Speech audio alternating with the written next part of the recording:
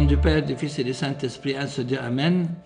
Chers frères et sœurs, nous voici à la troisième partie du thème l'ordination des femmes. Dans cette troisième partie, nous allons discuter les titres suivants. La prêtrise dans la tradition de l'Église, qui est la tête, la Vierge Marie et la prêtrise, et les diaconesses et le service de l'autel. Concernant la prêtrise dans la tradition de l'Église, dans l'histoire, il n'y a aucun exemple d'une femme prêtre. Pas un exemple ni dans la Bible, ni dans la tradition, ni rien qui ne l'atteste. Et nous suivons les enseignements de la Bible parce que la vie chrétienne est une vie qui se transmet de génération en génération. Par exemple, dans la première épître de Saint Paul aux Corinthiens, lorsque Saint Paul parle de l'Eucharistie, il dit, en effet, « Voici ce que moi j'ai reçu du Seigneur et ce que je vous ai transmis. Dieu donna les dogmes, la théologie et les rites aux apôtres. Ceux-ci les transmirent à leurs disciples, aux premiers évêques, et eux-mêmes les enseignèrent aux générations suivantes et jusqu'à nos jours. » Pour cette raison, Saint Paul dit à son disciple Timothée, évêque d'Éphèse, « Ce que tu as appris de moi, en présence de nombreux témoins, confie-le à des hommes fidèles qui seront eux-mêmes capables de l'enseigner encore à d'autres. » L'enseignement fut transmis de Saint Paul à Timothée, puis de Timothée à des hommes fidèles, avant que ceux-ci ne le transmettent à leur tour à d'autres. Ceci est la tradition apostolique, transmise depuis l'âge apostolique à travers les siècles et jusqu'aujourd'hui. Et bien évidemment, si Dieu avait voulu appeler des femmes à la prêtrise, il l'aurait fait de la même manière qu'il a appelé des femmes à devenir prophétesses. L'Église est constituée des membres du corps de notre Seigneur Jésus-Christ. Chaque membre remplit une certaine fonction. Nous ne pouvons pas dire que tous les membres sont identiques. Chaque membre du corps de notre Seigneur a sa dignité, son respect, son rôle, son importance. Il n'est pas possible de dire que ces membres peuvent tous être des têtes, ou bien des yeux, ou des bras, ou encore des cœurs. Nous ne pouvons pas dire cela. Si la femme n'est pas appelée à être la tête, elle est peut-être destinée à être le cœur. Chaque membre remplit une fonction propre au sein de l'Église, et c'est ce que a dit l'apôtre lorsqu'il parlait des dons du Saint-Esprit. Nous pouvons citer à cet égard la première épître de Saint Paul aux Corinthiens. Il y a donc plusieurs membres, mais un seul corps. Et ceux que Dieu a disposés dans l'Église sont premièrement des apôtres, deuxièmement des prophètes, troisièmement des hommes chargés de l'enseignement. Vient ensuite le don des miracles, puis de guérison, d'assistance, de direction et le don de parler en langue. Tous sont-ils apôtres? Tous prophètes? Tous enseignent-ils? Tous font-ils des miracles? Tous ont-ils le don de guérison? Tous parlent-ils en langue? Tous interprètent-ils? On trouve cet extrait dans la première épître de Saint Paul aux Corinthiens, chapitre 12. Mais Dieu a donné à chaque membre son propre rôle. Hommes et femmes ne peuvent être rivaux pour une même responsabilité. Les femmes sont capables d'accomplir de nombreuses tâches qui sont utiles à l'Église, mais elles n'ont pas été appelées à la prêtrise. Nous n'avons pas à être blâmés pour cela, puisqu'il ne s'agit pas de notre enseignement, mais de l'enseignement biblique. Si vous êtes en mesure de trouver un seul exemple dans la Bible, que ce soit dans l'Ancien Testament ou dans le Nouveau Testament, nous sommes prêts à l'accepter. Nous ne sommes pas opposés à la parole de Dieu, nous acceptons la parole divine. En revanche, nous ne pouvons pas ajouter de nouveaux enseignements. Concernant le titre « Qui est la tête ?»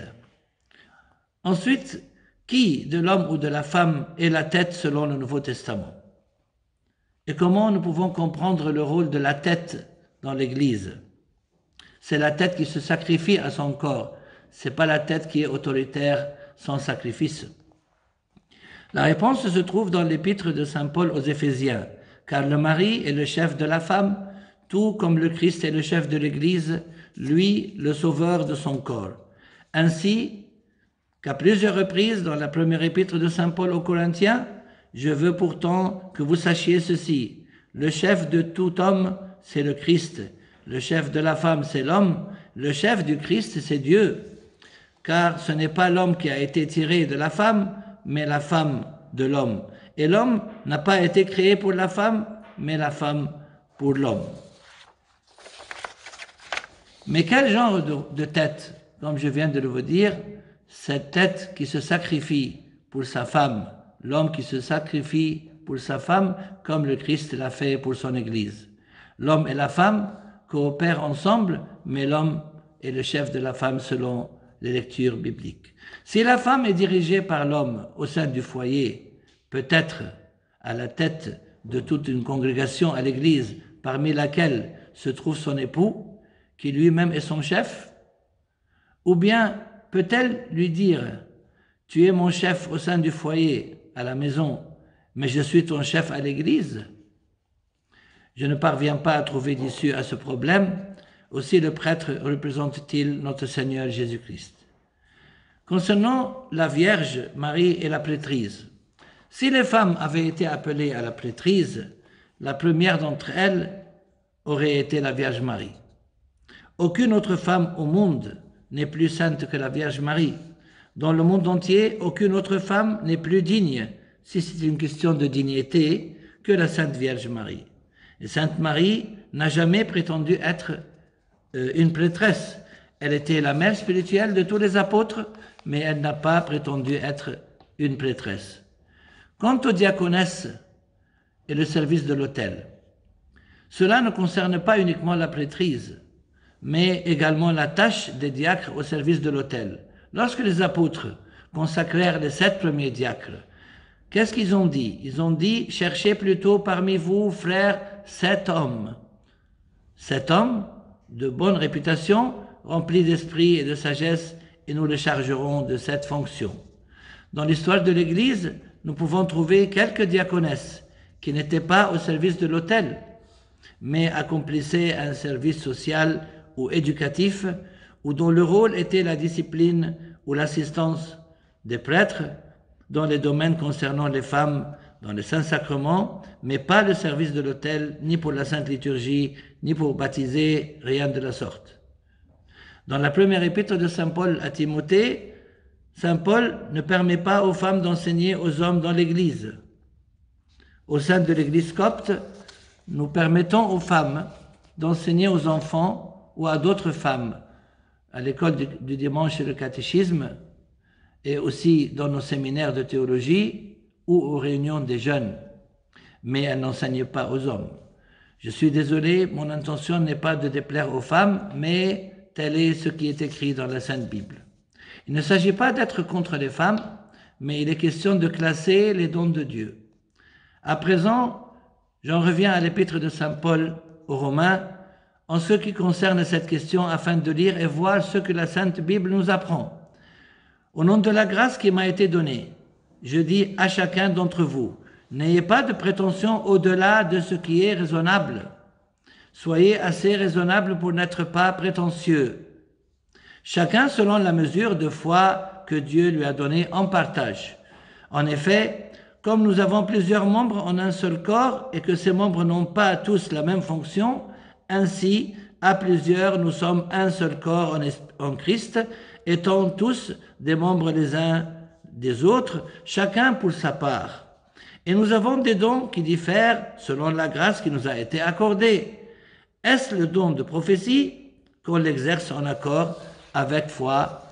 L'un a-t-il le don du service qu'il serve, l'autre celui d'enseigner qu'il enseigne. Épître aux Romains chapitre 12. Puis le texte se poursuit en décrivant chaque catégorie de ministère. Évidemment, les femmes ont des fonctions au sein de l'Église. Pas la prêtrise, certes, mais de nombreuses autres tâches et responsabilités. Dans la première épître de saint Paul à Timothée, l'apôtre dit « Pendant l'instruction, la femme doit garder le silence. En toute soumission, je ne permets pas à la femme d'enseigner ni de dominer l'homme.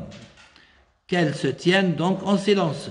Cela signifie que le travail de prière dans la liturgie est le rôle du prêtre. La femme peut y assister en silence, mais ne pas enseigner aux hommes ou avoir autorité sur eux. Et gloire à Dieu éternellement à jamais. Amen.